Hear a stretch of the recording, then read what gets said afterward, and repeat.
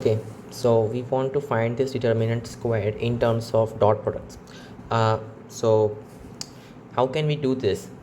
The easiest way is to consider two matrix transformations. So consider this matrix first of all. I mean all of these numbers. Just copy paste this thing. Right. So consider this matrix and also consider its transpose. So the transpose has the same determinant, right? That can be proved algebraically. Uh, but all we really care about is that this is determinant times determinant and both determinants are of the same thing. So the transpose, it also has the same determinant. So let's just write that transpose over there. So if we apply this matrix first and then its transpose, uh, the scaling of the volume, it will be determinant squared, right? So yeah, any volume will become determinant squared of that previous volume, right? So that's nice. So its transpose would be something like ax ay az bx by bz and cx cy cz. Okay, so now let's do this. So first of all, any uh, any vector that you have, its I hat, that will first of all get replaced by this thing, but then that vector will be transformed into some other vector which will be due to the matrix transformation on the left side, right? So first, for the first column, it will just be this left side matrix transformation on the first column of this right side matrix, right? The first column as a vector basically. So it will be ax times this thing, ax bx cx, okay, plus ay into ay by cy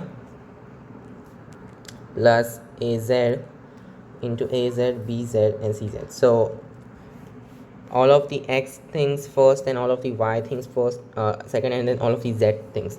Okay, so if you just write this in a single vector thing, so this will be ax squared, or maybe I should say ax times ax, right? Ax times ax plus ay times ay plus, we need more space, uh, plus az times az, and then the next one will be ax times bx plus ax times by plus ax times, sorry, ay times by, and then az times cz, and then this will be ax cx ay cy az cz. So this vector, this is basically like a vector dot a vector, right? So consider that all of the x coordinates, right?